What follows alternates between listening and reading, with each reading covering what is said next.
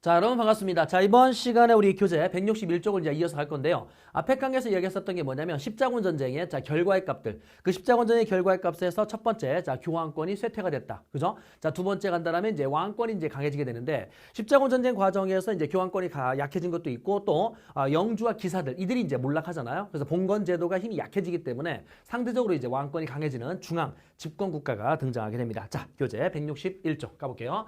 일단은 중앙 집권 국가에 우리가 이제 4개의 나라를 먼저 말씀드릴 건데요. 자, 여기에 영국과 그 다음에 프랑스에 대한 이야기를 해볼 수 있도록 하겠습니다. 중앙 집권 국가 이렇게 한번 가볼까요? 중앙 집권 국가로 발전된다. 전개 과정에 왕 이름이 몇 명 나오는데요. 그 왕 이름은 다 외울 필요는 없고요. 쌤이 자 여기에 나중에 동그라미 쳐드릴 거예요. 기억할 왕은. 일단은 영국이 여기에 있고요. 자, 그 다음에 프랑스가 이렇게 있었다라고 친다라면 이 영국 같은 경우는 봉건제도가 있거든요. 프랑스도 당연히 봉건제도가 있고요. 그랬을 때 이 영국은 프랑스에 비해서 상대적으로 중앙 집권이 좀 강했었던 앞에 뭐가 있었냐면 자 윌리엄이 이런 걸 만들었었죠. 돔스데이북.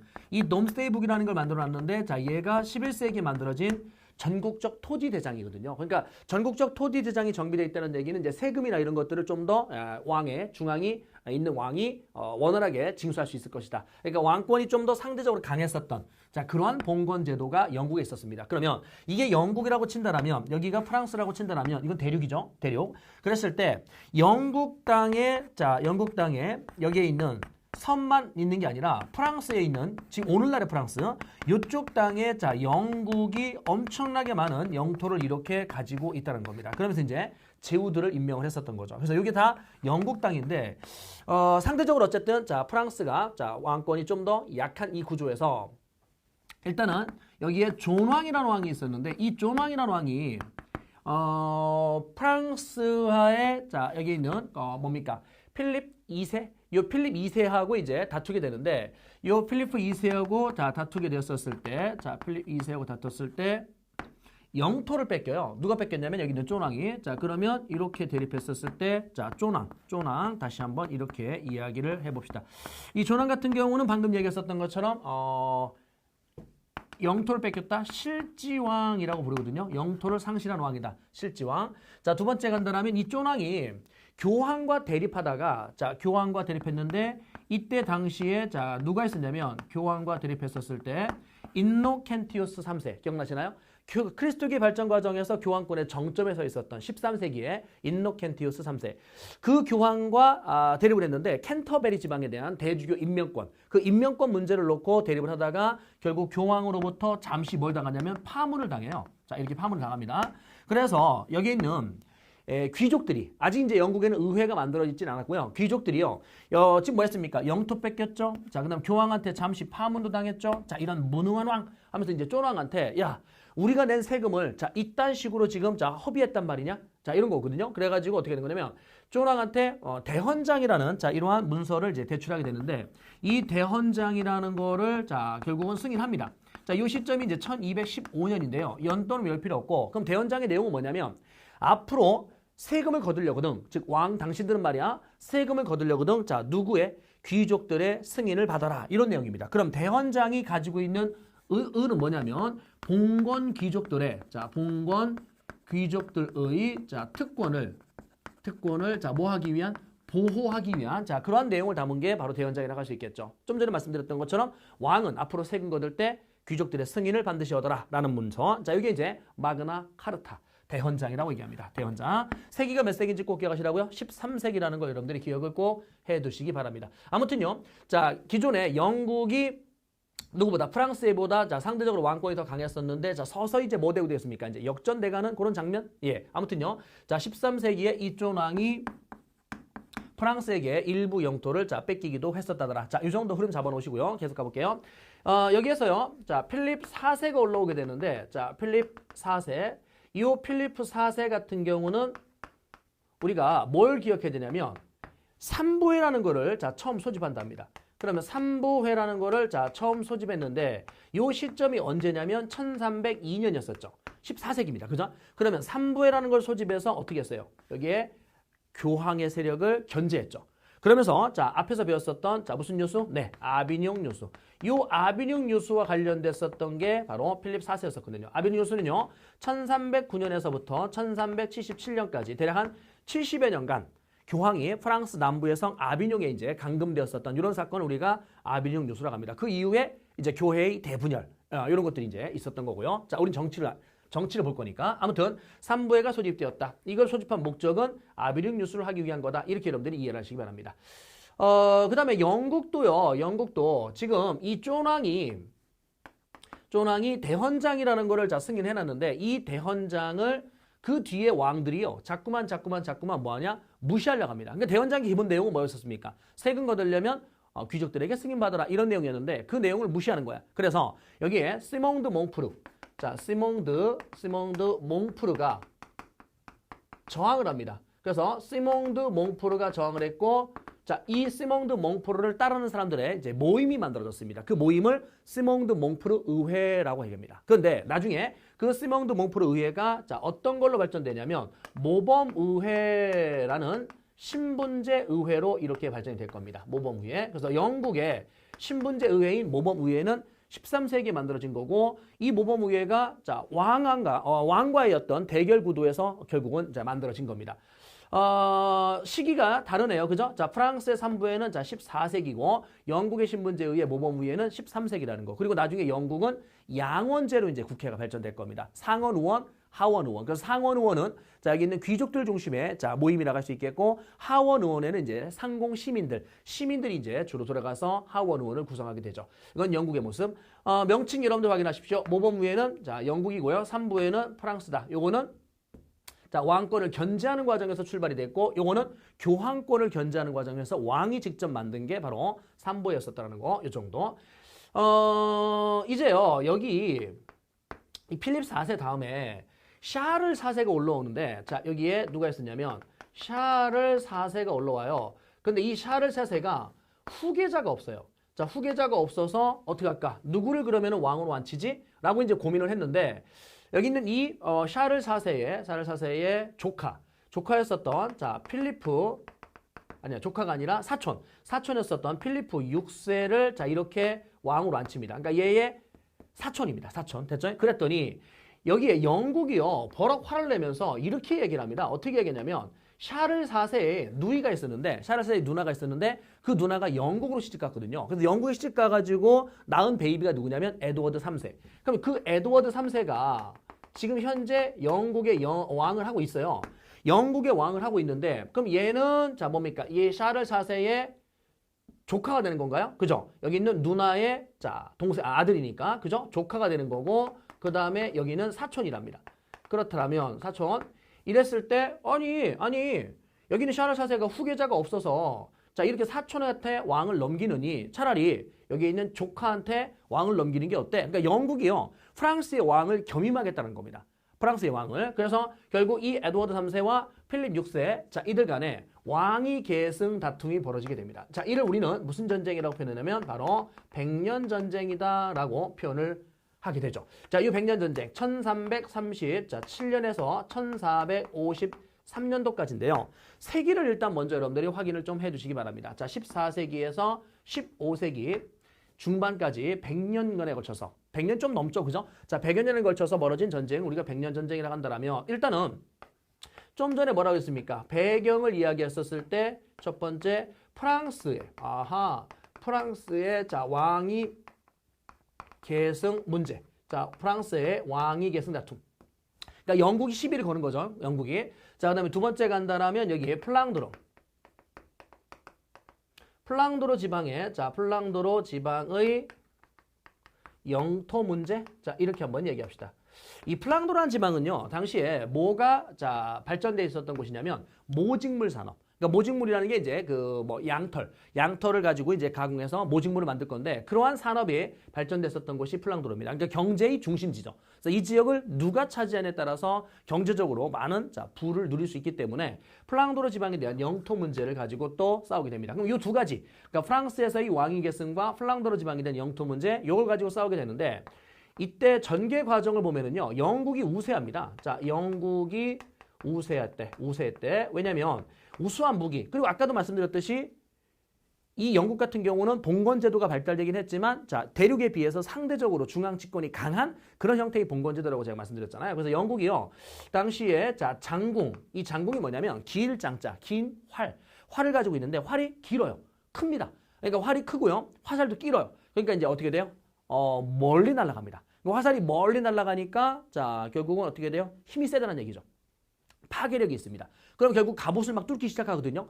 그러니까 여기는 이 프랑스의 자 기사들은 이 영국의 장궁의 공격에 방어하기 위해서 어떻게 했냐면 갑옷을 자꾸 두껍게 만드는 거예요. 갑옷을 두껍게 만들다 보니까 나중에는 너무나 무거워요. 무거워서 말 위에 혼자 올라탈 수도 없어요. 갑옷을 입은 상태에서는 거동도 불편해요. 그러니 제대로 싸울 수 있겠습니까? 안 됐죠. 그죠? 그래서 결국은 영국이 우수한 무기와 자 기존의 어떤 왕권의 어떤 기존의 상대적으로 더 강했기 때문에 초반에 우세한 가운데 영국이 전쟁을 이끌어갑니다. 이끌어가는데 중간에요. 여기에 누가 등장하냐면 잔다라크. 이 잔다라크란 여자가 등장하는데 잔다라크의 활약. 잔다라크는 어느 날 자 나는 신의 계시를 받았다. 신이 뭐라고 얘기했냐면 우리 프랑스가 이긴다. 우리 프랑스가 승리한다. 라는 자 계시를 자기가 들었답니다. 그러면서 계속 떠들고 다녀요. 그래서 자 여기 있는 왕이 야 미친 거 아니야? 자 한번 불러와봐. 근데 불렀는데 어떻게 했냐면 여기 있는 왕을 가짜 왕으로 딱 이제 앉혀놓은 거야. 가짜 왕으로 앉혀놓고 그래 네가 지금 뭐 우리 프랑스가 승리한다라고 자꾸 떠들고 다니는데 맞니? 신이 그렇게 말했어? 이렇게 물어봤더니 당신은 프랑스의 왕이 아닌데요? 이렇게 이제 이 잔다르크가 맞춘 거야. 그래가지고 어떻게 돼? 와, 얘 뭔가 신빙성 있나 본데? 라고 하면서 이제 진짜 왕이 등장을 해서 자 그래 신의 계시를 받은 거 맞아? 예 맞습니다. 저에게 군사를 주십시오. 그래서 이제 이 잔다르크에게 일부의 군사를 주었더니 실제 어떻게 돼요? 전쟁에서 승리를 하기 시작하는 겁니다. 근데 그 전쟁에 참여했었던 병사들이 어떻게 돼요? 와우 처음에는 약간 미쳤나? 이랬는데 전쟁에서 승리하는 순간 자 어떻게 됩니까? 확신을 가지기 시작했고 병사들의 사기가 높아집니다. 병사들의 사기가 높아져서 결국 잔다라크의 활약으로 누가 승리하게 되느냐? 프랑스가 자 승리를 하게 된다랍니다. 그러면 결과의 값을 이렇게 이야기한다면 누가 승리했다고요? 프랑스가 승리했지 않습니까? 이 프랑스가 승리했었을 때 전쟁 자체가 100여 년간 이어졌잖아요. 그럼 100여 년간 이어졌을 때 초반에는 누가 우세했습니까? 영국이 우세했잖아요. 그 얘기는 프랑스의 기사들, 귀족들 이네들이 다 몰락했던 겁니다. 초반에. 그랬다가 결국은 역전승이 된 거 아닙니까? 그러면 이 과정에서 프랑스는 많은 기사와 귀족들이 몰락을 했기 때문에 전쟁 승리한 이후에 딱 보니까 왕은 이 군대를 총괄 지휘하는 왕의 역할이 자 컸을 것이고 귀족들은 다 몰락했고 상대적으로 왕권이 강해질 수밖에 없는 중앙 집권 국가 이렇게 자 중앙 집권 국가로 성장을 하게 되는 결과의 값을 가져온 게 바로 100년 전쟁이었다는 겁니다. 그 다음에 여기에서 하나 더 추가해진다면 자 국민의식이 성장을 해요. 국민의식이 성장했다. 뭔 말이냐면 아까 영국이 섬나라였고 프랑스가 이렇게 있었다고 치면은 이 땅 안에 영국 땅이 있었잖아요. 이렇게 영국 땅이. 자 그러면은 요 마을에 살고 있었던 자 여기에 자 여기 겹쳐 있네요. 그죠? 여기에 살고 있던 갑돌이와 이쪽에 살고 있던 을순이는 이웃사촌이야. 이웃사촌이었는데 나중에 알고 보니까 전쟁이 시작됐을 때 얘가 나를 공격하는 거야. 어머나? 그래? 이건 이웃사촌이 아닌데? 그 100년 전쟁 시작 과정에서. 그래서 얘도 어떻게 돼요? 나도 살기 위해서, 내가 살기 위해서는 얘를 죽여야 되는 거네. 그러니까 서로 이웃한 마을에 살고 있었고 서로 친한 사이인 줄 알고 있었더니 나중에 전쟁이 터지니까 서로가 서로를 공격하는 장면에서 뭘 느꼈냐면 얘는 영국인이고 나는 프랑스인이구나. 얘와 나는 국가가 달랐었던 거구나. 라는 것들을 이제 깨닫게 됐다는 거죠. 그래서 100년 전쟁의 어떤 전개 과정에서 국민의식이 성장이 됐고 그 다음에 결국은 무슨 집권국으로 발전할 수 있었다? 중앙 집권 국가로 발전할 수 있었다라는 거 여러분들이 꼭 기억을 해 두시기 바라고요.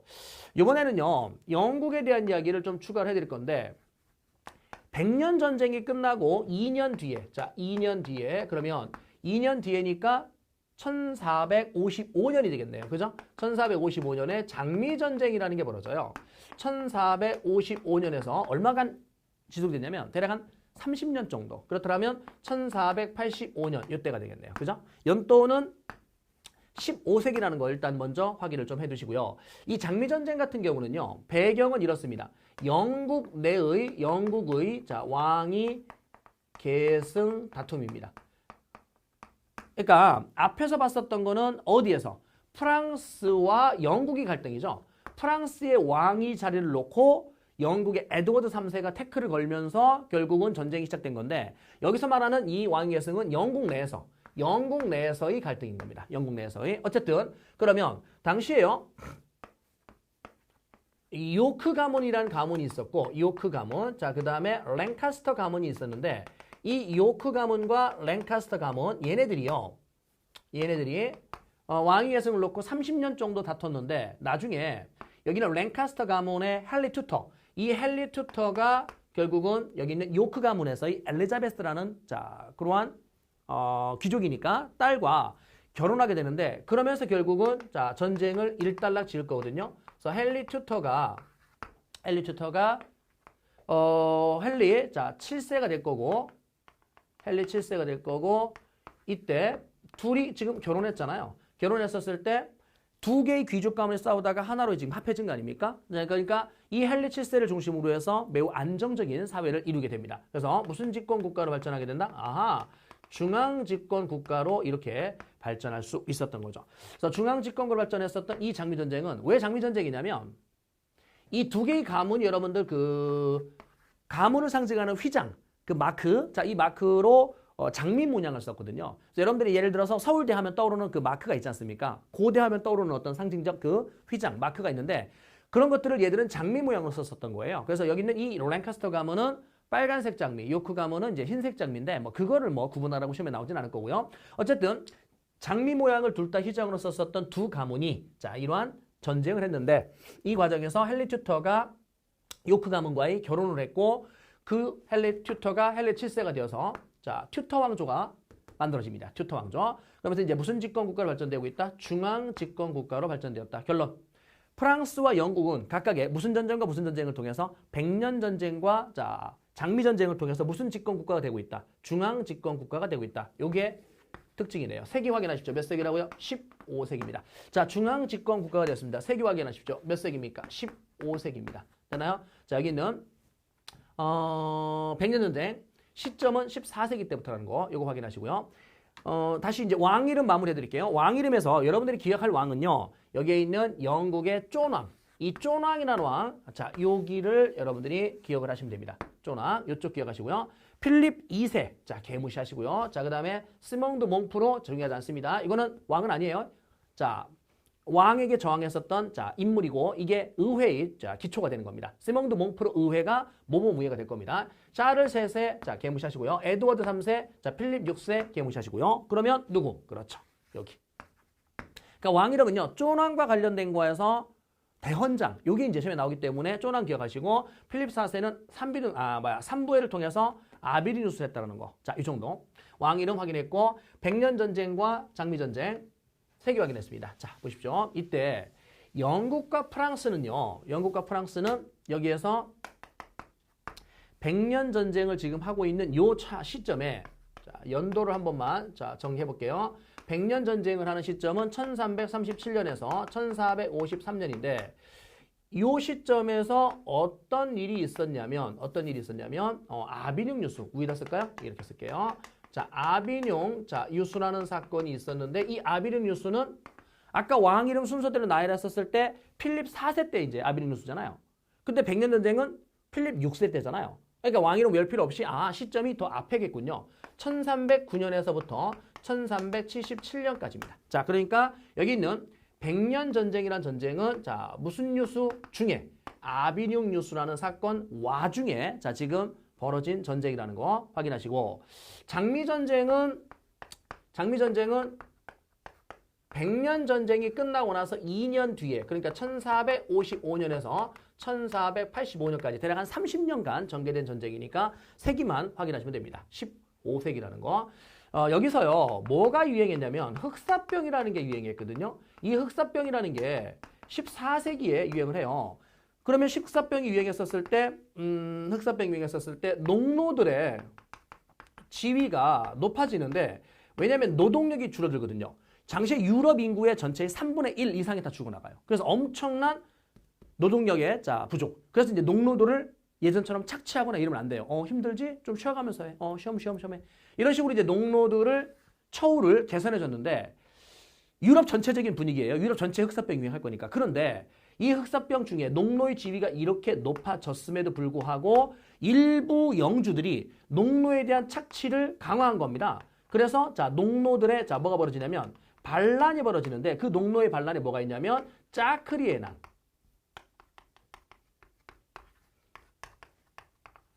짜크리의 난. 자, 그 다음에 와트 타일러의 난. 그래서 짜크리의 난과 와트 타일러의 난. 이딴 것들이 벌어지는데 여러분들 뭘 확인할 거냐면 연도를 잠깐만 확인해 보세요. 연도를 확인하게 된다면 이 짜크리의 난이요. 어느 나라냐면 프랑스거든요. 자, 프랑스. 그다음 와트 타일러의 난은 영국에서 벌어진 거예요. 그러면 두 나라. 두 나라가 지금 무슨 전쟁하고 있는 거예요? 두 나라가 지금 100년 전쟁하고 있잖아요. 근데 그 100년 전쟁을 하고 있는 이 두 나라가 전쟁 비용이 필요했었던 겁니다. 100년 전쟁 초반에 그 전쟁 비용을 마련하기 위해서 농노들에 대한 어떤 착취를 더 강화시킨 거죠. 그 다른 나라들은 지금 전체적으로 유럽의 흑사병으로 인해서 인구의 감소, 그래서 농노에 대한 처우가 점차 개선되고 있는데 영국과 프랑스는 전쟁 비용을 마련하기 위한 목적으로 농노의 착취를 다시 강화시켰다. 그래서 그들이 왜 그러는데? 라고 저항했었다. 그게 바로 짜크리의 난, 그리고 와트 탈러의 난. 그러면 지금 이야기하는 짜크리의 난과 와트 탈러의 난은 자 무조건 무슨 전쟁 안에 들어가면 돼요? 100년 전쟁 안에 들어가면 되죠. 100년 전쟁. 선생님이 아까 그랬잖아요. 전쟁 비용을 마련하기 위한 거라고 그랬잖아요. 그죠? 그럼 100년 전쟁 안에 들어가면 되죠? 그런데 시험 문제는 어떻게 나오냐면 이 아비뇽 뉴스하고 연결한단 말이에요. 아비뇽 뉴스하고 연결하는데 자 여기 짜크리의 난은 아비뇽 뉴스의 난 안에 쏙 들어가네. 그죠? 그런데 와트 탈러의 난 같은 경우는 아비뇽 뉴스가 끝난 다음이에요. 그래서 요것만 여러분들이 자 조심하십시오. 와트 탈러의 난은 아비뇽 뉴스 이후에 벌어진 사건이다. 됐죠? 그 다음에 100년 전쟁 안에는 둘 다 들어갈 수밖에 없다. 왜? 100년 전쟁 과정에서 영국과 프랑스가 전쟁 비용을 마련할 목적으로 세금 수탈을 했기 때문에. 자, 다시 이렇게 정리를 해 두시면 될 것 같고요. 중앙집권 국가로 발전된 나라를 4개를 볼 건데 그중에 우리는 지금 2개를 봤습니다. 자, 2개를 봤는데 이 중앙집권 국가로 발전된 2개의 나라 프랑스와 영국. 이 프랑스와 영국은 각각의 무슨 전쟁과 무슨 전쟁을 통해서 100년 전쟁과 장미 전쟁을 통해서 자, 중앙집권 국가로 발전하고 있었던 거네요. 그죠? 자, 요번에는 쭉 내려가면 기타 국가라고 돼 있나요? 네, 기타 국가라고 돼 있는데 그중에 디귿번과 리을번. 자, 여기를 가볼게요. 디귿번과 리을번. 기타 국가. 제목은 똑같이 이렇게 될게요. 자, 중앙 집권 국가로 발전되는 나라가 있다. 자, 첫 번째. 카스티아라는 나라가 있었대요. 카스티아. 이 카스티아라는 나라가 있었고, 자, 그 다음에 여기 있는 아라곤이라는 나라가 있었는데, 당시에 이제 페르난도, 그 다음에 이사벨. 그래서 페르난도하고 이사벨, 자, 페르난도 왕자와 이사벨 공주가 결혼해서 이 두 나라가 통합돼요. 그럼 지금 얘들이 어디에 있냐면 여기에 있대요. 이베리아 반도. 이 이베리아 반도, 오늘날에 여러분들, 그렇죠. 바로 에스파냐와 포르투갈이 있는, 자, 그 반도인데 이 카스티아와 아라곤이란 두 나라가 원래 별개의 나라인데 통합이 돼요. 통합이 되는데 이 통합이 되면서 어떤 나라가 되냐면 에스파냐가 됩니다. 에스파냐가. 그랬을 때 15세기에 이제 통합이 되어서 에스파냐로 발전됐고, 자, 얘가 무슨 로 개척에 앞장서게 되냐면 신앙로 개척에 자, 앞장서게 돼요. 그래서 신앙로 개척에 앞장섰을 때 15세기 말부터 신앙로 개척에 앞장섰고 결국은 이 에스파냐가요. 어디에 대한 식민지 개척했냐면 아메리카, 이렇게 할까요? 자, 아메리카에 많은 자, 식민지를 자, 개척하게 됩니다. 그럼 아메리카에 많은 식민지를 개척했었을 때 신라노 개척의 시작은 15세기 말부터인데 이것이 완성된 시점은 16세기 초반으로 갈게요. 그러니까 마젤란이라는 사람이 세계 일주를 이제 성공시키거든요. 1522년도에. 그러니까 신라노 개척의 완성은 16세기로 볼게요. 그러면 아메리카에 많은 식민지를 개척을 했고 여기서 뭐를 약탈하냐면 은을 약탈합니다. 자, 은을 약탈해 오는데 이 약탈된 은을 기반으로 해서 군사력이 계속 강해지는 거예요. 군사력이 계속 강해져서 결국은 자, 무슨 함대? 무적함대? 막 이런 걸 보유하고 무적함대를 보유하고 자, 왕권이 매우 강성해지는 중앙집권 국가로 이렇게 자, 발전이 됐었던 겁니다. 중앙집권 국가로 발전이 되었다. 요 시나누 개척과 관련된 건 뒤에 따로 단원이 있기 때문에 그 단원에 가서 또 제가 추가를 좀 해드릴 거고요. 어쨌든 에스파냐는 시나누 개척을 통해서 중앙 집권 국가로 성장하게 되었다. 자, 몇 세기에? 16세기에 됐나? 두 번째, 이번에는요. 여기 있는 이 카스티아가 아라곤하고 이제 통합되어서 에스파냐가 된다고 그랬는데 그들이 통합되기 훨씬 이전 12세기 무렵 그 12세기 무렵에 여기에 있는 이 카스티아에서 독립을 했었던 애가 있어요. 자, 걔가 바로 누구냐면 포르투갈. 자, 이 포르투갈이 카스티아로부터 자 12세기에 독립을 해 있었고 얘네들도 마찬가지로 15세기 말 16세기 자 이때 무렵에 무슨 로 개척에 앞장서게 되냐면 신앙로 개척에 자 앞장을 섭니다. 그럼 신앙로 개척에 앞장을 서서 얘가 어디로 진출했냐면 아시아. 자, 아시아 쪽에 자 진출을 했고 이 아시아에 진출해서 동남아시아의 물라카. 인도 먼저 갈까요? 인도. 자, 인도의 고아라는 도시. 자, 인도의 고아. 자, 그다음에 동남아시아. 이 동남아시아의 물라카 해협. 그리고 자, 중국의 마카오. 자, 여기를 거점으로 해서 어디까지 가냐면 일본 나가사키까지 가요.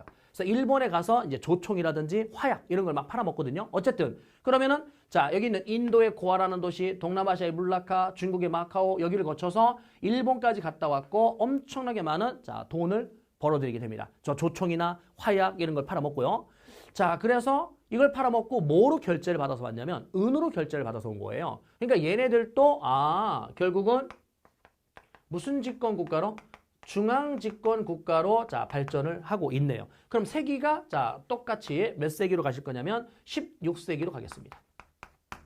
16세기. 그랬다가 이 포르투갈은 나중에요. 여기에 있는 이 에스파냐가 중앙 집권이 매우 강성했던 시점이 16세기 말이거든요. 그 16세기 말에 이 포르투갈이 잠시 합병이 돼요. 그러니까 에스파냐에게 자 일시 자 병합이 됩니다. 일시 병합이 됐다가 자 나중에 17세기 프랑스와 영국 그들의 도움을 받아서 다시금 자 뭐한다? 예, 독립을 이루어내게 됩니다. 17세기에. 그래서 결론은 이겁니다. 중앙 집권 국가로 발전되는 나라가 4개 나라가 있었다. 그 4개 나라 중에 여기에 있는 영국과 프랑스는 자 무슨 전쟁을 통해서 각각의 백년 전쟁과 장미 전쟁을 통해서 중앙 집권 국가가 되었다. 자, 그리고 여기 있는 이베리아 반도 쪽에 있었던 자, 포르투갈과 에스파냐는 이 두 나라는 무슨 로 개척을 통해서 신랑로 개척을 통해서 중앙 집권 국가로 자, 성장하고 있었다는 겁니다. 여기까지 다 이야기가 됐고요. 그다음에 기타 국가에서 여러분들 중앙 집권 국가가 되지 못했던 나라가 보이거든요. 중앙 집권 국가가 되지 못했던 나라는 일단은 이탈리아. 이 이탈리아 같은 경우는 이탈리아는 제후 국가와 제후들의 자 영토로 쪼개져 있고 제후 국가와 그 다음에 교황이 가지고 있는 땅 교황령 자 교황령으로 분열되어 있습니다. 됐죠? 자 제후 국가와 교황령으로 분열되어 있다. 이랬을 때요. 나중에 우리가 르네상스에서 배울 건데요. 마키아벨리. 이 마키아벨리가 군주론이라는 책을 쓸 건데 이 마키아벨리 군주론의 내용은 뭐냐면 아니 이 옆에 있는 프랑스와 영국과 에스파냐와 포르투갈은 중앙 집권 국가가 되고 있는데 우리 이탈리아는 왜 이렇게 분열돼 있지? 우리 이탈리아는 왜 통일이 안 되는 거지? 아 그렇구나. 영국, 프랑스, 에스파냐, 포르투갈처럼 왕이란 자들은 말이야. 지나치게 종교와 양심에 얽매이면 안 돼. 그들처럼 교활해야 돼. 그러니까 여기 있는 이 이탈리아는 교활한 군주가 없어. 맨날 종교, 양심, 도덕 막 이런 거에 얽매여 살아. 그러다 보니까 이탈리아 전체를 통일하지 못하는 겁니다. 그렇다면 어떤 군주가 등장해야 된다? 여우처럼 교활한. 그래서 백성들을 기만을 하고 백성들을 착취할 수 있는 자 그러한 군주가 등장해야만 우리 이탈리아가 뭐 할 수 있다? 통일할 수 있다. 이런 거거든요. 그러면 마키아벨리의 군주론이 가지는 의미는 뭐냐면 이런 겁니다. 이탈리아가 자 뭐 되길 바라는 겁니까? 자 이탈리아의 자 통일을 뭐 하고 있다? 예, 갈망하고 있다. 자 이렇게 이제 우리가 을을 달아보겠습니다. 자 이게 세기가 몇 세기인지를 또 우리가 확인해야 되는데 좀 아까 뭐라고 그랬냐면 영국과 프랑스, 에스파냐, 포르투갈은 중앙 집권이 되었다. 그럼 영국과 프랑스는 15세기네. 그죠? 그 다음에 에스파냐, 포르투갈은 16세기. 그럼 따라서 이 책이 나온 거는 16세기의 작품이다 라고 할 수 있겠죠. 마키아벨리의 군주론. 자 이거 기억하시고요. 그러니까 이탈리아는 통일된 게 아닙니다. 나중에 19세기 가서야 통일이 되는 거예요. 실제 통일은 1861년 19세기 가서야 통일이 됩니다. 자, 그 다음에 자 여기에 독일 지역을 갈 건데 이 프랑크 왕국에서 동프랑크, 이 동프랑크가 오토 1세 때, 자, 동프랑크가 오토 1세 때 교황으로부터 무슨 로마 황제의 대관식을 받았습니까? 신성 로마 황제의 대관식을 받았잖아요. 자, 요 시점이 962년이거든요. 그럼 오토 1세가 신성 로마 황제의 대관식 이렇게 받았었을 때 이걸로 딱 멈췄어야 되는데 그러지 아니하고 계속해서 어디에 대한 중프랑크의 자, 내정 간섭. 그러면 이 중프랑크라는 곳이 어디입니까, 여러분들? 오늘날은 이탈리아잖아요. 그 이탈리아 땅에는 누가 있습니까? 제후국가와 교황령. 아, 교황이 있네요, 교황이. 그죠? 그래서 이 교황이요. 분명히 신성로마 황제의 대관식을 해줬어. 여기까지. 왜? 도와줬잖아요. 뭘 도와줬습니까? 중프랑크 쪽에 침략해 들어왔었던 슬라브족과 마자르족 그런 이민족의 침략을 진압해줬잖아요. 그리고 네란도 반란 사건도 진압해주고 그 대가로 지금 신성로마 황제의 대관식을 오토 1세한테 해준 건데 그들이 그 이후에 계속 중프랑크에 대한 내정 간섭을 하니까 여기에 있는 누가? 교황이 화가 난 겁니다. 넘지 말아야 될 선을 얘들이 넘고 있는 거잖아. 그죠? 그래서 이 교황과 신성로마 제국 황제의 대립이 심화됩니다. 자, 그 대립이 표면화된 사건이 바로 카노사의 굴욕인 겁니다. 아, 그렇군요. 카노사의 굴욕. 요게 바로 1077년 11세기죠. 그런데 카노사의 굴욕에서 어떻게 됐습니까? 하인리 4세가 자, 미안해, 잘못했어 라고 용서를 빌었죠. 근데 그 뒤에도 다시 어떻게 됐어요? 서인권을 가지고 계속 싸운다고 그랬죠. 그래프 기억나시죠? 자, 이렇게 곡선으로 그렸던 거 계속 싸웁니다. 그랬다가 무슨 협약을 통해서? 네, 보름스 협약을 통해서 보름스 협약은 1122년인데 이걸 통해서 서인권을 완전하게 넘겼죠. 그래서 황제권이 계속 지금 떨어지고 있습니다. 됐죠? 그랬다가 교황권의 절정기 13세기. 이 13세기에는 신성로마 제국은요. 교황의 젖소라고 불려줘요. 그러니까 교황이 언제든지 착취해 먹을 수 있는 그런 대상이라는 겁니다. 교황의 젖소다. 아무튼요. 그러면 이 보름스 협약 이후에 13세기가 됐었을 때 신성로마 제국에서는 황제가 없는 시대, 대공위 시대가 존재하게 되는데 이 대공위 시대라는 건 뭐냐면 황제가 잠시 없어요. 그러니까 신성로마 제국은 제국국가들이 뭉쳐서 이게 하나의 신성로마 제국이거든요. 그럼 이 전체를 대표하는 황제가 분명히 있을 거 아닙니까? 이 전체를 대표하는. 그런데 그 황제가 없습니다. 자, 이게 이제 무슨 시대? 대공위 시대. 됐죠? 그리고요, 나중에 14세기가 되게 되면 황금문서에 의한 황제를 선출하는 시대가 되는데, 자, 이게 뭐냐면 칠선제후가 뭐냐면은요, 7명의 선출할 수 있는 권한을 가진 제후들이다. 즉, 이 안에 다 제후국가들이 뭉쳐서 신성로마 제국이라고 있는데, 하나, 둘, 셋, 넷, 다섯, 여섯, 일곱. 이 7개의 제후들이 모여서 이 전체를 대표하는 황제를 뭐 한다고요? 선출하는 거예요. 그럼 여기서 여러분들, 자, 얘들이, 자, 황제를 뭐 한다고요? 황제를 선출하잖아요? 그럼 황제를 선출할 수 있다는 얘기는 황제의 권한이 약하다는 겁니다. 선출될 수 있다는 얘기는 잘릴 수도 있다는 얘기거든요. 그래서 얘네들이, 자, 황제를 선출하실 때 황제권이 계속 약한 거 이해되시죠? 자, 이렇게 쭉 발전되다가 15세기, 16세기 주변 국가들은 전부 다 중앙 집권 국가가 됐지만 얘들은 왕권이 계속 쇠퇴되어 있는 자, 이런 구조입니다. 이런 구조. 됐죠? 자, 그리고 나서 나중에 종교개혁이라는 게 여기에서 이제 벌어지는데 종교개혁이 자, 16세기 벌어졌고요. 16세기 벌어졌고 자, 그 다음에 이 종교개혁 과정에서 종교전쟁이라는 게 벌어졌는데 그 종교전쟁 중에 바로 이게 있었던 겁니다. 30년 전쟁 기억나시나요? 종교전쟁에서 이미 네 가지 중에 2개를 따로 생각을 바꿨죠. 그래서 네덜란드의 독립전쟁과 독일에서의 30년 전쟁. 이게 바로 독일 지역, 그러니까 신성로마 제국 안에 독일 지역에서의 벌어진 30년 전쟁인데 이게 국제전쟁이었었거든요. 국제전쟁이었었고 이걸로 인해서 신성로마 제국은 황폐화됩니다. 자, 신성로마 제국은 완전하게 자, 황폐화가 돼버립니다. 아까 여러 작은 나라들이 뭉친 게 신성로마 제국이라고 했는데 이 전쟁 과정에서 30년간의 종교전쟁 과정에서 국제전이었었고 전쟁이 끝나고 났었을 때 이렇게 힘이 약한 제후국가들은 다 무너져요. 다 무너지고 크게 명맥이 2개 정도가 남습니다. 하나는 프로이센, 또 하나는 오스트리아. 이 정도의 명맥만 남고 자 대부분의 제국들은 몰락해요. 그래서 신성로마 제국이 뭐 된다고요? 황폐화가 됩니다. 됐죠? 그랬다가 18세기에 와서 절대 왕정이라는 자 그러한 시대를 18세기 와서야 잠시 이제 왕권이 강해져요. 그러니까 우리가 지금 보고 있는 십자군 전쟁의 결과의 값, 그러니까 십자군 전쟁 직후에 자 서서히 왕권이 강해지는 그 시기에는 얘들은 왕권이 강하지 못했었던 거예요. 뭡니까? 이랬잖아요. 대공의 시대가 있었고요. 자, 황금문서 시대가 있었고요. 세기를 꼭 확인하셔야 돼요, 여러분들. 그 다음에 자, 종교전쟁 이후에 자, 황폐화됐고요.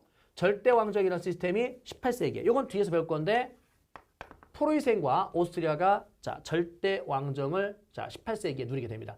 그리고 나서 나중에 자, 독일로 이렇게 자, 통일이 되는데 이 독일로 통일이 되면서 얘는 그냥 뭡니까? 여기 있는 오스트리아.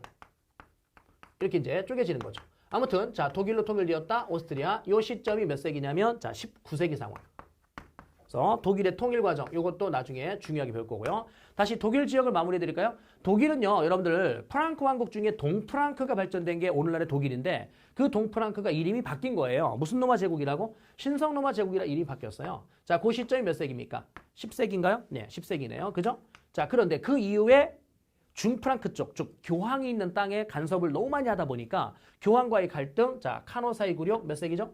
11세기. 자, 그 이후에 보름스에박 12세기. 그 다음에 황제가 없었던 시대, 대공의 시대 13세기. 자, 14세기에는 황제가 황금으로 된 도장으로 자 임명장 같은 걸 찍었답니다. 그래서 칠선 제후들이 황제를 뽑는 자 황금문서 시대. 자, 그리고 황제권은 계속 약한 거네요. 그 이후에 자 종교전쟁, 자 그 종교전쟁에 30년 전쟁이라는 걸 통해서 완전하게 황폐화가 됐다. 망한 건 아니에요. 해체된 건 아닙니다. 자 19세기 와서 18세기 절대왕정이 있었고 19세기 여기서 잠시 한번 해체가 돼요. 신성로마 제국이 해체가 되는데 나폴레옹 때문에 19세기 나폴레옹 때문에 해체가 됐다가 다시 19세기 후반에 이렇게 통일이 된 겁니다. 누구를요? 독일을 따로. 그래서 얘도 빠져나가는 거죠. 오스트리아도. 어쨌든 전체 구조 뒷부분은 나중에 우리가 자 배우기로 할 거고요. 교재의 내용을 정리해 봅시다. 자, 중앙집권국가 발전됐을 때 장미전쟁, 자 백년전쟁, 자 따로따로 별표를 하시고요. 백년전쟁, 장미전쟁. 그다음에 기타 국가에서는 자 독일에 대한 이야기, 이탈리아에 대한 이야기. 이 둘은 중앙집권이 되지 못했습니다. 그다음에 에스파냐와 포르투갈 여기도 자 별표를 좀 해두시면 좋을 것 같고요. 뒷장 넘어갑시다. 뒷장 넘어가게 되면 이제 도시의 발달이라는 게 나옵니다. 할 게 많네요. 자, 그러면 십자군 전쟁의 결과의 값에서 도시 발달이라는 게 있는데 이 도시가 자 발달됐었을 때 사실은 십자군 전쟁 바로 직전부터 11세기 이때부터 발전하고 있었거든요. 자, 보세요. 삼포제의 일반화. 그럼 삼포제라는 농업기술이 일반화된 시점이 11세기인데 이 농업기술이 일반화되면 기존에 이 삼포제라는 농업기술이 없었을 때에 비해서는 삼포제가 어떻게 하는 거죠? 땅을 세 개로 쪼개놓고 춘경지, 추경지, 휴경지. 그래서 이걸 계속 로테이션 시키는 거잖아요. 그러니까 땅의 지력을 회복시키기 위해서 땅을 잠시 놀리는 겁니다. 1년 동안. 그러니까 어떻게 돼요? 이렇게 계속 로테이션 시켜서 농사를 짓는 방식을 삼포제라고 한다면 그 삼포제가 시행되기 이전에 비해서는 어쨌든 생산량이 어떻겠습니까? 늘어나겠죠. 그럼 생산량이 늘어나서 여기에 자 어떻게 돼요? 인구가 증가가 됩니다. 자 인구가 증가돼요. 아니다. 이렇게만 씁시다. 생산량이 자 늘어난다. 생산량이 자 증가가 되었다. 이럽시다. 그럼 생산량이 증가가 되면서 인구 증가. 자 그다음에 시장이 발달하게 된다는 거예요. 시장이. 그래서 그 시장이 바로 도시인데 이때 이제 도시가 발달하는데 이 도시가 상공업자들이 머무는 그런 공간이랍니다. 뭔 말이냐면 예를 들어 여기에요.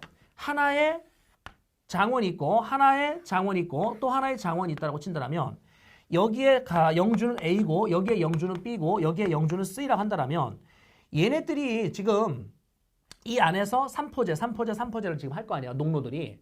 그래서 그것들이 생산량이 늘어나면서 늘어난 만큼 이거를 어떻게 돼요? 시장에 갖다 파는 겁니다. 시장에 갖다 파는데 이왕이면 교통의 요지에다가 자 이게 삼거리라 할게요. 자 쌤이 지금 이야기한 여기에 삼거리라 한다면 자 여기에다가 시장을 만드는 겁니다. 여기다가 시장.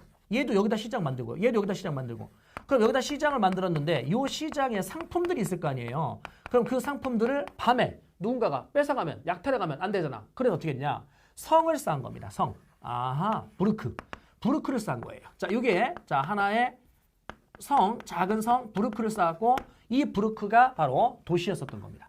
이 도시에는 그러니까 누구들이 살고 있었던 거냐면 상공업자들이 여기에서 시장을 자 운영을 했었던 거죠.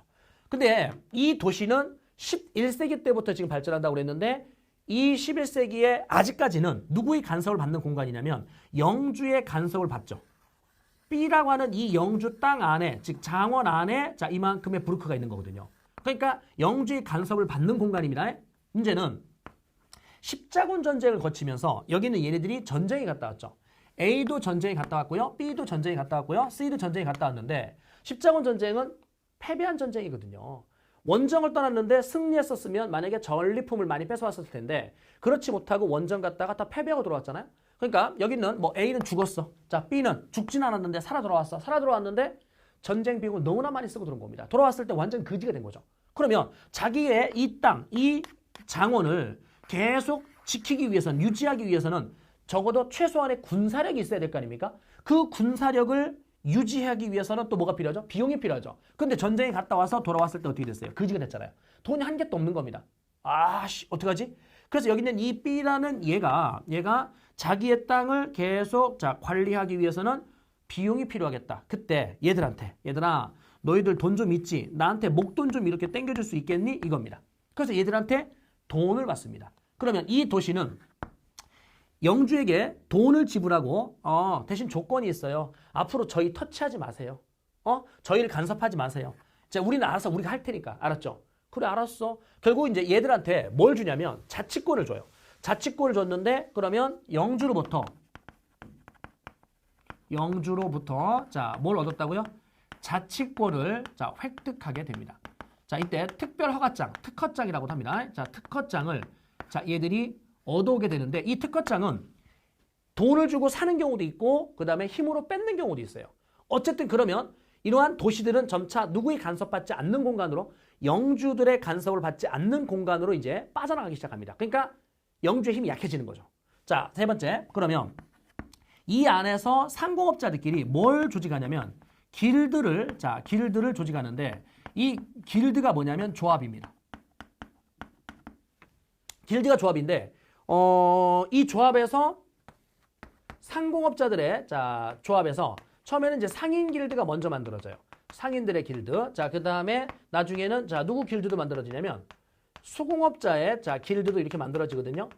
그런데 이 상공업자 그러니까 상인들의 길드, 수공업자들의 길드가 있는데 이 길드는 조합이라고 말씀드렸고 조합에 가입해야만 물건을 만들거나 조합에 가입해야만 물건을 팔 수 있어요.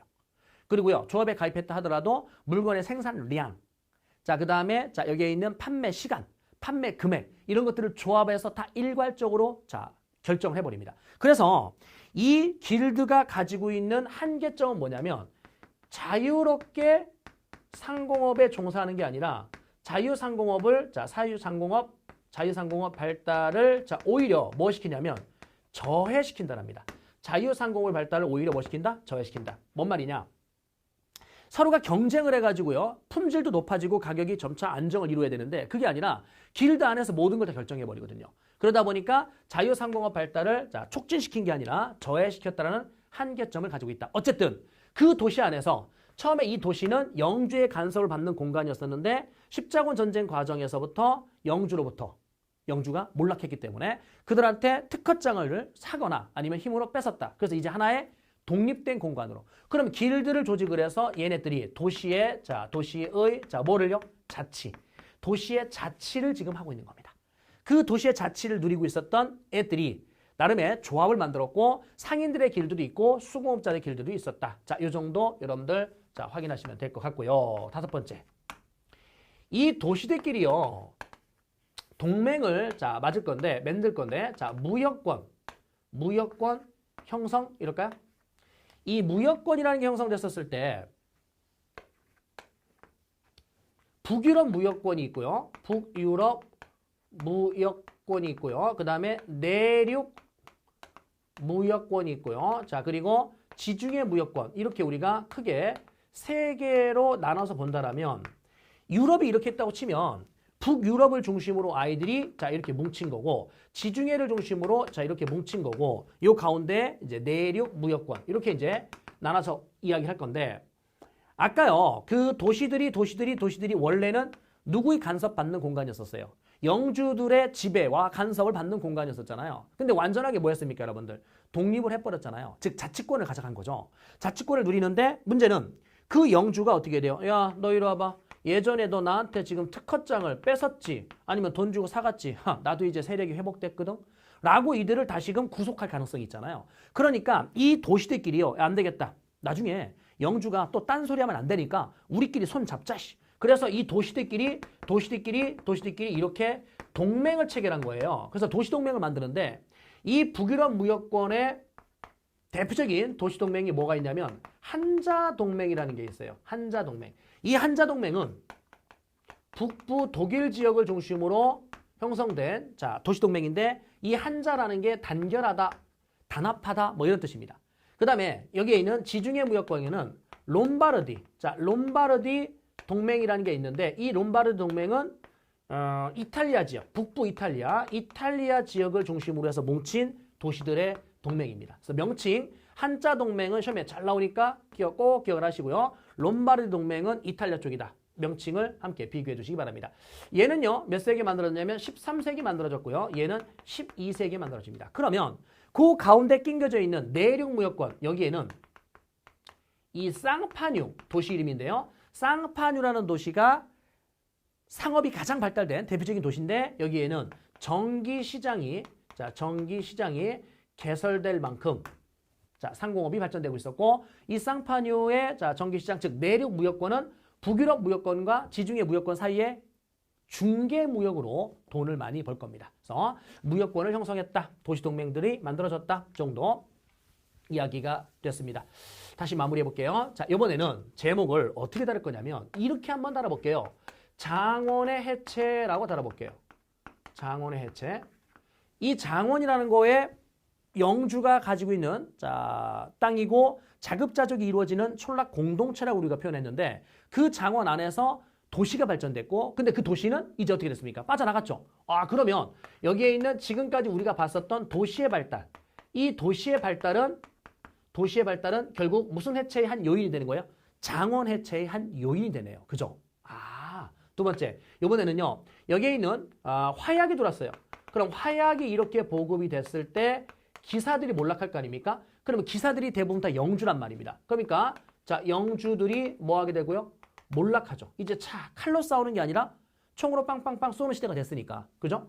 화약의 보급으로 영주들이 몰락했다. 기사들이 대부분 다 영주니까. 자, 그 다음에 세 번째 간다라면 여기에 바로 이게 유행하게 된 겁니다. 흑사병이 자 유행하게 되는데 이 흑사병은 여러분 세기를 꼭 기억하셔야 돼요. 몇 세기냐면 흑사병은 14세기입니다. 자, 흑사병은 몇 세기라고요? 14세기. 그러면 이걸로 인해서요. 당시 유럽이요. 어마어마한 사망자가 발생이 돼요. 유럽 인구의 전체의 3분의 1 이상이 죽어나갑니다. 그래서 여기에 있는 인구가 급격히 자 감소하게 됐고 이 인구의 감소는 결국은 자 무슨力이 부족해진다? 노동력이 자 부족해진다는 겁니다. 그럼 노동력이 부족해지니까 아까 제가 잠깐 말씀드렸듯이 농노들을요 예전처럼 착취하면 안 돼요. 야 똑바로 일해! 이를 착취하면 아 어차피 힘들어 죽겠는 거 그냥 나도 죽자 뭐 이런 식으로 이제 전염병에 이제 일부러 전염되거나 이런 사례들이 벌어질 수 있거든요. 그러니까 여기 있는 이 영주들은 농노에 대한 처우를 개선한 겁니다. 그래 쉬어. 음료수도 한 잔 마시고 자 그늘에서 좀 쉬어가면서 일을 해. 뭐 이런 식으로 이제 처우를 개선해주고 있었어요. 그런데 그렇지 못한 나라가 두 나라가 있었죠. 어디입니까? 프랑스와 영국. 뭐 있었죠? 100년 전쟁. 그래서 그 100년 전쟁 중에 전쟁 비용을 마련하기 위해서 농노에 대한 착취를 강화시켰다. 그래. 짜크리의 난이 있었고요. 짜크리의 난이 있었고 1358년에 짜크리의 난. 자, 그 다음에 와트 타일러의 난이라는 게 있었다. 1381년도에 자 14세기라는 거. 몇 세기라고요? 14세기. 몇 세기라고요? 14세기. 그러면 이 두 개의 난은 어쨌든 자 진압이 되긴 합니다.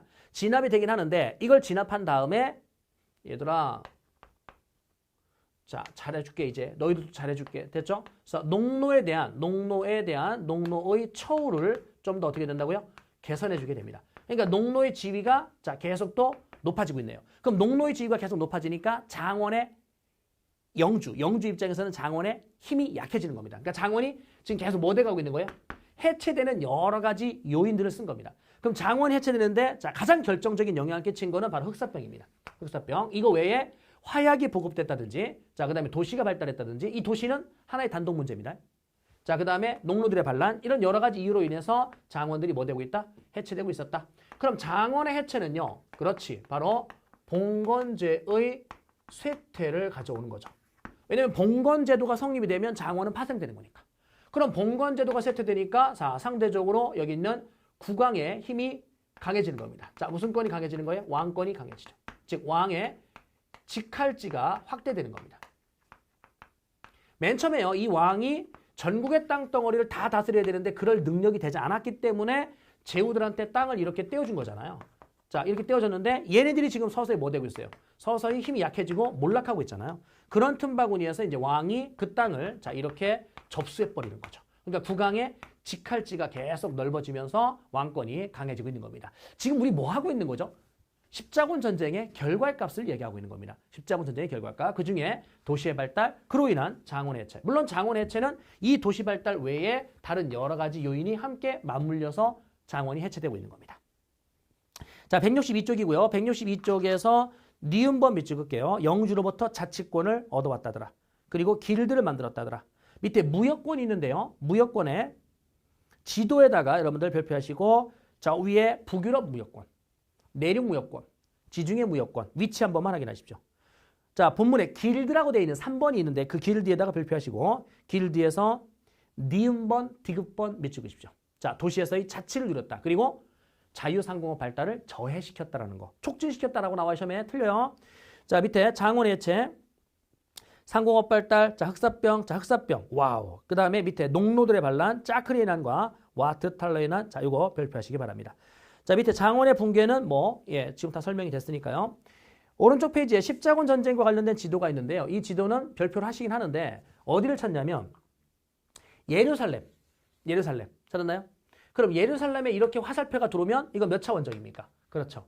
1차 원정. 성공했어요. 그죠? 1차 원정. 그 다음에 여러분 이번에는 어딜 찾냐면 콘스탄티노플.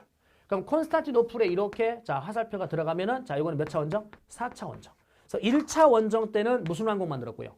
예루살렘 왕국. 4차 원정 때는 라틴 제국을 만들었었던 거죠. 탕후드라 2번 별표하시고요. 탕후드라 3번 별표하시고요. 자 뒤로 넘어가시게 되면은 탕후드라 4번은 시간 한번 되면 읽어보십시오. 뭐냐면 도시. 이 도시가 부르크입니다. 그래서 부르크 안에 살고 있는 상공업자. 그들을 우리는 부르주아라고 표현하죠. 탕후드라 5번 별표하시고요. 됐죠? 탕후드라 5번 별표하시고 탕후드라 6번은 뭐 제목만 확인하십시오. 쫀볼. 이 쫀볼이라는 사람이 이제 와트탈러의 난. 이 와트탈러의 난 때 쫀볼이 이제 설교를 해요. 아담과 이브가 처음 태어났었을 때 귀족은 있었나? 영주가 있었나? 농노가 있었나? 그런 거 없었잖아. 근데 왜 지금 현재 우리의 삶은 이렇게 차별적이지? 막 이러면서 이제 설교를 했고 이거에 감명받고 농민들이 이제 반란을 일으킨 겁니다. 자 오른쪽에 탕후드라 7번 요걸 별표할 거고요. 탕후드라 8번 백년전쟁 별표하십시오. 백년전쟁 중에 자 뭐가 있었다고요? 짜크리의 난과 와트탈렌이 들어간다. 대헌장도 기출입니다. 왕별표하시고 대헌장의 의의는 뭡니까? 귀족들의 승인받고 세금 거둬라. 근데 시험 문제에서는 이렇게 나옵니다. 봉건 귀족들의 특권을 보호했다. 이렇게 나올 겁니다. 많은 내용을 살펴봤고요. 뒷장에 가시게 되면은 백년전쟁과 장미전쟁에 대한 이야기가 쭉 나와 있거든요. 그래서 왕 이름 다 외울 필요 없습니다. 자, 한 번만 읽어봐 두시면 될 것 같고요. 여기까지 마무리가 됐고 우리 다음 강의에 자 170쪽 르네상스에 대한 이야기를 가지고 만나뵐 수 있도록 하겠습니다.